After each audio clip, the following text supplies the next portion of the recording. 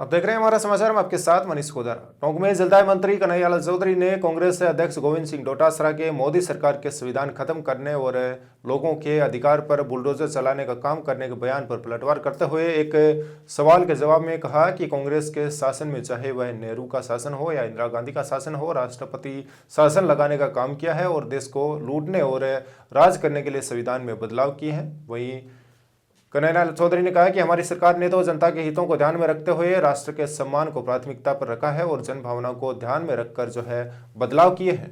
मैंने आज कहा है कि भाजपा जो है वो संविधान को खत्म करने का काम कर रही है, लोगों के अधिकारों पर बुलडोजर चला रही है। मैं तो ये कहना चाहता हूँ कि आज़ादी के बाद की देखिए 2014 के बाद में हमने ऐसी कई परिस्थितियाँ बनी कि जिसके अंदर हमें राष्ट्रपति शासन लागू करना पड़े। बाकी हमारे प्रधानमंत्री जी लोकतंत्र पे विश्वास रखते हैं, संविधान पे विश्वास रखते हैं, उन ताकतों को समझा के किस तरह से कर रहे हैं। बाकी पिछली जो अगर इतिहास उठा के देखेंगे, चाहे नेहरू जी का शासन ले लो, चाहे इंदिरा जी का ले लो, कांग्रेस राज के अंदर कितने बारी राष्ट्रपति शासन लगाए हैं, कब, और सबसे बड़ा संविधान को नष्ट करने के लिए जितना बदलाव उन्होंने किया।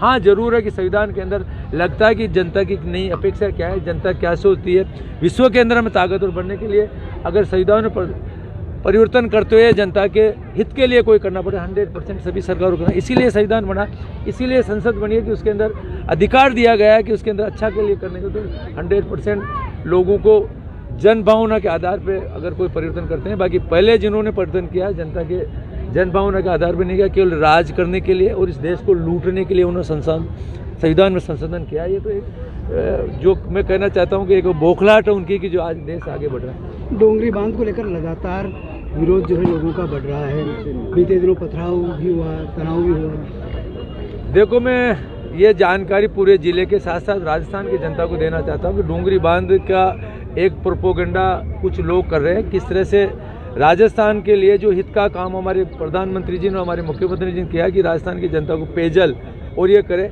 उसके अंदर कंप्लीट सिर्फ 9 गांव उसमें डूब से तर मारे हैं। अगर 9 गांव डूब से तर मारने के बाद में अगर उनकी 100% उनकी फैसिलिटी के साथ उनको अलग जगह ज़मीन दे रहे हैं, उनको आधारभूत सहित जो भी संरचना होती है उनको हम देंगे, और 9 गाँव की वजह से अगर 9000 गाँव का भला हो सकता है, तो इससे बड़ा कोई काम नहीं कर सकते जो हमारे मुख्यमंत्री जी करना चाहते हैं। और उसमें जितना अच्छा हो सकता है करेंगे, और जो लोग हैं उनके लिए भी हम अच्छा से अच्छा काम करेंगे। पेपर लीक के बाद में OMR सीट का स्कैम बड़ा सामने आया है, राजस्थान से लेकर MP तक उसके तार जुड़े हैं। क्या तैयारी है, सरकार कितना बड़ा एक्शन लेगी? 100% हमने लगभग जो भी पकड़ते जा रहे हैं। और सबसे बड़ी चीज़ मैं बताना चाहता हूँ, अभी आप लोगों ने देखा कि पेपर जो RPSC के मेंबर खुद पेपर बेचते थे, उससे लेके नीचे तक की जो एजेंसियाँ, जो UP की एजेंसी जिसको पेपर बनाने का जो काम देते थे, वो खुद उसके आदमी 2018 की वैकेंसी थी, और ये जो एग्ज़ाम हुए थे 2019 में हुए थे, क्योंकि वो लोग गुमराह करें कि 2018 का था। 2018 के अंदर कोई वैकेंसी निकली, जब उसका एग्ज़ाम हुआ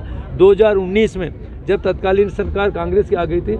वो जो अगर OMR सीट में ही अगर उसके नंबर बढ़ा दे, उसी में चेंज करे, इससे बड़ा भ्रष्टाचार, इससे बड़ा युवाओं के साथ कुटाघात, उसके लिए सबको एक एक कर को कोई भी मछली नहीं मिलेगी, और आने वाले समय में इससे बड़ी मछली होगी वो भी जेल जाएगी, तो 100% जाएगी। डोटासरा जी कहते हैं बार बार की बड़ी मछली आखिर कौन है, कब पकड़ेंगे?